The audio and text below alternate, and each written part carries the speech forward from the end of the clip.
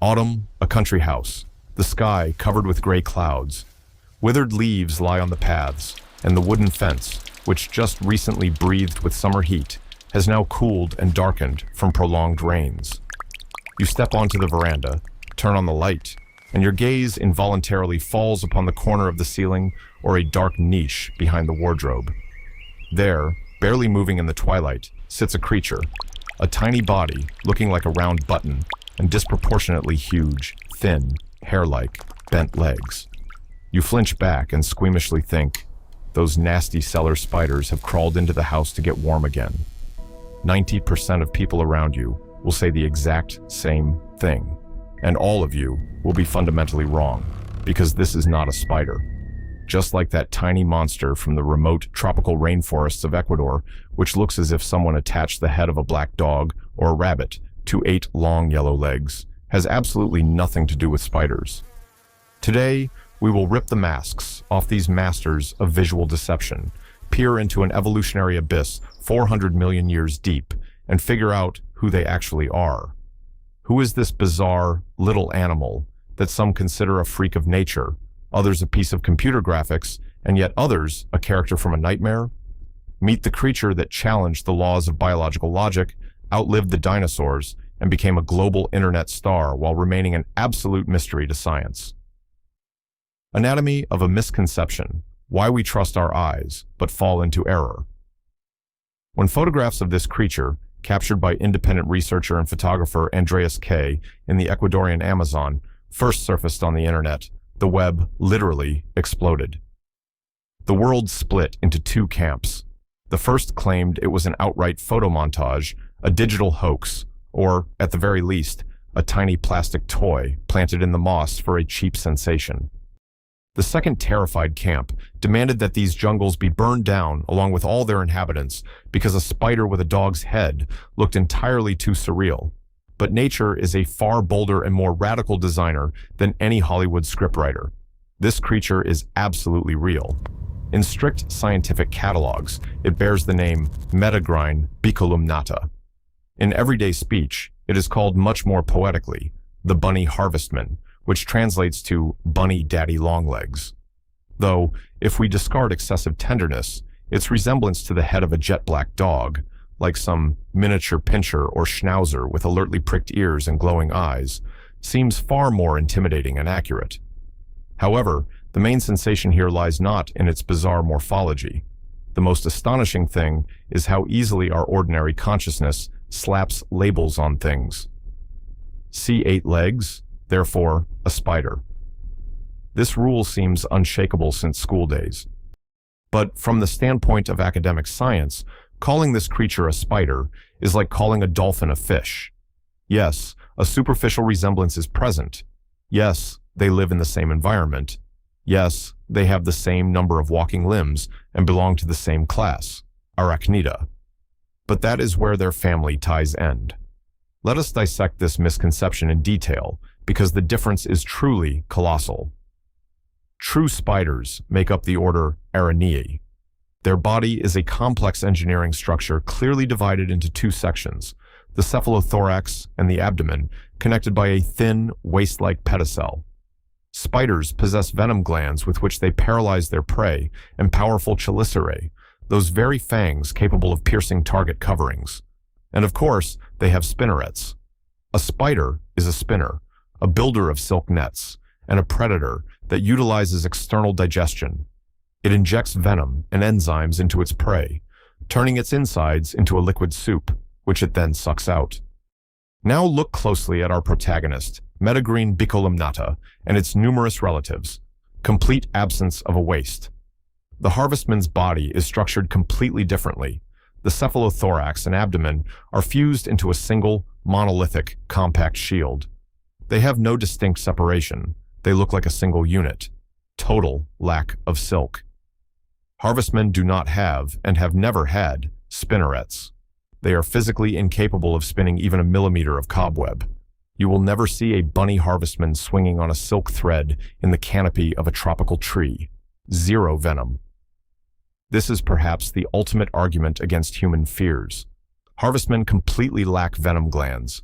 They have no toxic weapon capable of harming a human or a large animal. They are absolutely 100% harmless. A different way of eating. Instead of sucking up a pre-digested liquid mass, harvestmen are capable of ingesting small, solid food particles. Their chelicerae function not like syringes with venom, but like miniature claws or clippers with which they tear off pieces of food. The difference between a harvestman and a true spider is roughly the same as the difference between a human and a lizard, and the fact that we stubbornly continue to call them spiders is one of the most persistent and widespread misconceptions in everyday zoology. The sly masquerade of evolution. Why does the bunny need false eyes? But let us return to the phenomenal appearance of the Ecuadorian longlegs. Why does it look as if it escaped from Hayao Miyazaki's animations or the pages of a sci-fi novel? Its jet-black body is crowned by a pair of long, vertically directed protrusions resembling rabbit or dog ears. And right beneath them, on the face itself, boasts two round, bright yellow spots that any human instantly identifies as attentive, wide-open eyes.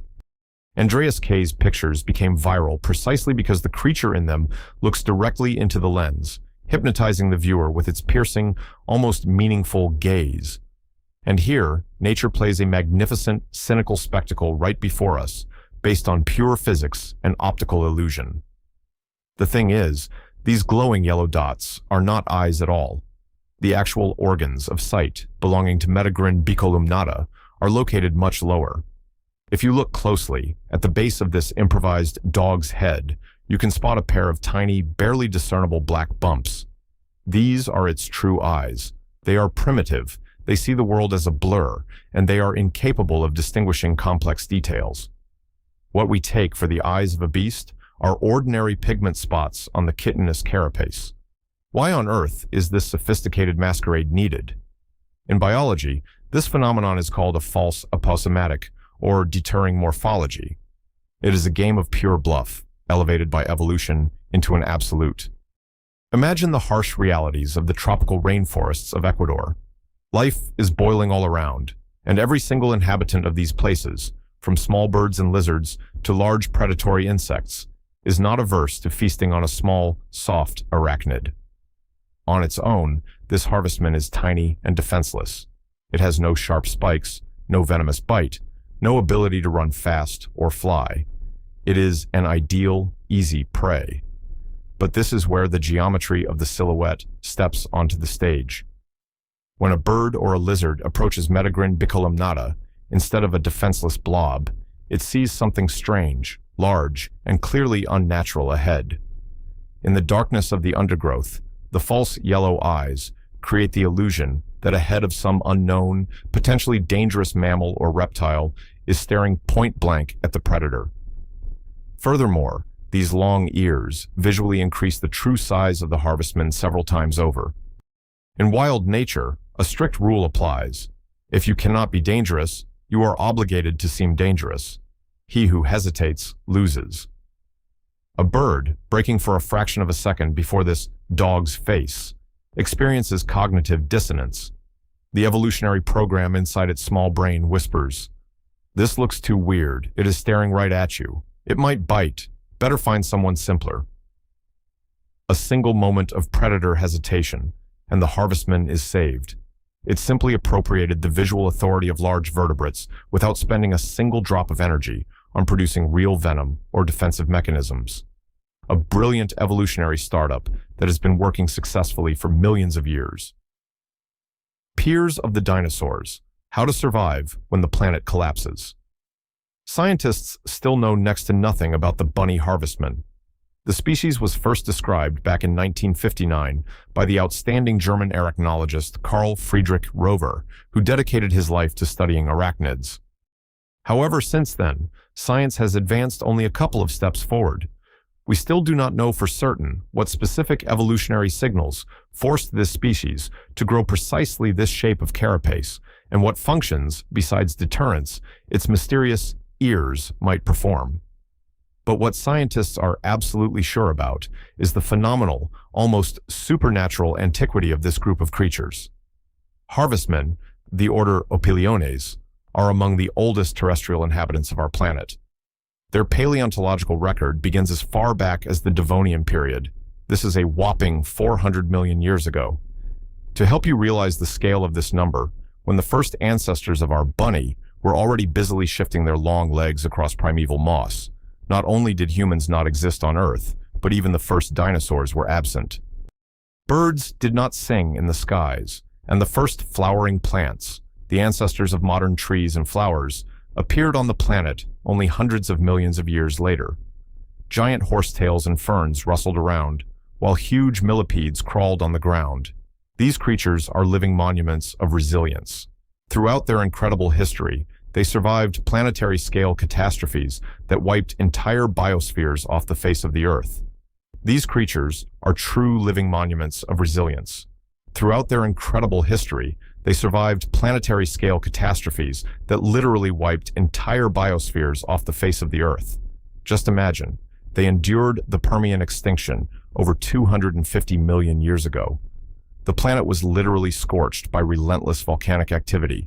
The atmosphere was poisoned by greenhouse gases, and the world lost 96% of marine life and nearly 3/4 of all terrestrial species. Yet, the Harvestmen stood their ground. Fast forward nearly 200 million years, and a new cataclysm shook the Earth, the Cretaceous-Paleogene extinction. This was the moment a giant asteroid struck, triggering a brutal nuclear winter that plunged the planet into years of absolute darkness and freezing cold. The dinosaurs, those colossal killing machines that had ruled the planet for millions of years, were turned to dust and fossils. Up to 75% of all living things vanished forever. But the modest, harmless Harvestman, hiding deep inside rock crevices and beneath the bark of fallen trees, quietly waited out the apocalypse, keeping its ancient form completely intact. The dinosaurs, those colossal killing machines that ruled the planet for millions of years, turned into dust and fossils. Ammonites vanished from the oceans. Huge flying reptiles left the skies forever. Yet the modest, harmless Harvestman, hiding under the bark of fallen trees and in deep rock crevices, slowly waited out the catastrophe, retaining its unyielding form. They saw stars fall, continents split, glaciers advance toward the equator, and retreat back. And after all this, they continue to sit calmly on leaves in the forests of Ecuador, as if nothing happened. Relatives from the basement, how our Harvestmen escaped the cold. Of course, to meet a representative of the Harvestman Order in person, it is not at all necessary to buy a ticket to Quito and hack your way with a machete through the wild jungles of the Amazon. It is enough to simply step out onto your own dacha or go down into the basement of a country house. There are more than 6,500 species of Harvestmen worldwide, and they have adapted perfectly to practically any climatic conditions. Nondescript, modest relatives of our tropical exotic live across many temperate regions. People affectionately and somewhat dismissively call them daddy longlegs. Outwardly, a typical temperate Harvestman looks far more traditional and modest.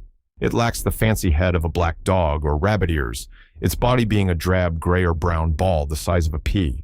But its habits and physiology are no less striking than those of its overseas cousin. One of the most amazing features of many northern Harvestman species is their unique winter activity mode. While the absolute majority of insects and spiders fall into deep diapause with the arrival of autumn chills, crawling under a thick layer of bark or deep into the soil, Harvestmen refuse to obey the general rules. They remain active practically year-round. When the air temperature drops, Harvestmen activate a strategy of searching for artificial warmth. They begin a mass migration to places where the temperature stays above the freezing mark. This is why, in autumn and winter, they become frequent guests in our houses, cabins, cellars, and basements. There, in the corners of warm rooms, they find their ideal microclimate. They do not seek encounters with you, they are not going to spoil your food, or spin cobwebs around corners. All they need is a couple of degrees of warmth to maintain their metabolism. They behave quietly, secretively, and modestly, fulfilling the role of invisible cleaners of your basement by eating small dead insects and organic residue. By the way, the name Harvestman, or its colloquial counterparts associated with mowing, kosinojka in Slavic languages, was given to this creature due to an amazing and slightly eerie defense mechanism called autotomy. If you accidentally or intentionally grab a harvestman by its long leg, it will instantly remain in your fingers, easily detaching from the body at a special joint. Meanwhile, the harvestman itself will rush to run away on its remaining limbs. But the most surprising part begins next. The severed leg, lying on your palm, will continue to rhythmically bend and unbend for several minutes, and sometimes up to an hour, after the loss, making movements that resemble the swinging of a scythe during a hay harvest. This mechanism is another masterpiece of natural engineering. Inside, the severed limb sits an autonomous nerve center that continues to send impulses to the muscles for some time. The leg mows with one single goal: to distract the attention of a predator. While a fascinated bird or cat inspects the twitching limb, its owner manages to get to a safe distance. A leg is a resource that can be replaced during early developmental stages, but a harvestman only gets one life. A world without fear: why it is time for us to learn to respect long legs. Our relationship with the surrounding world is too often built on irrational fear. The word arachnid causes an automatic rejection response in most people. Arachnophobia has sat deep in our genes since the times when our distant ancestors lived in caves and risked dying from the bite of truly dangerous arthropods. But the Bunny Harvestman and its modest northern brothers are the best example of how badly we err when judging a book by its cover. Let us summarize what we now know about this scary spider with a dog's head. It is not a spider, but a representative of a unique, ancient order of harvestmen. It does not possess a single drop of venom, and it is physically incapable of harming a human. It does not spin sticky cobwebs that dirty the corners of our homes. Its creepy face is just a harmless pattern on its back, an evolutionary costume for protection against birds. Its ancestors walked this planet hundreds of millions of years before the first human appeared on it. The next time you see a long-legged harvestman on the wall of your veranda, or read a newsfeed about yet another terrible discovery by scientists in the jungles of Ecuador, do not rush to reach for a slipper or close the tab with a feeling of disgust. Look at it through different eyes, the eyes of an adult, understanding person. Before you is not a vile insect, but an incredible survivor. A true masterpiece of evolutionary masquerade, a living witness to the death of dinosaurs and the fall of titans.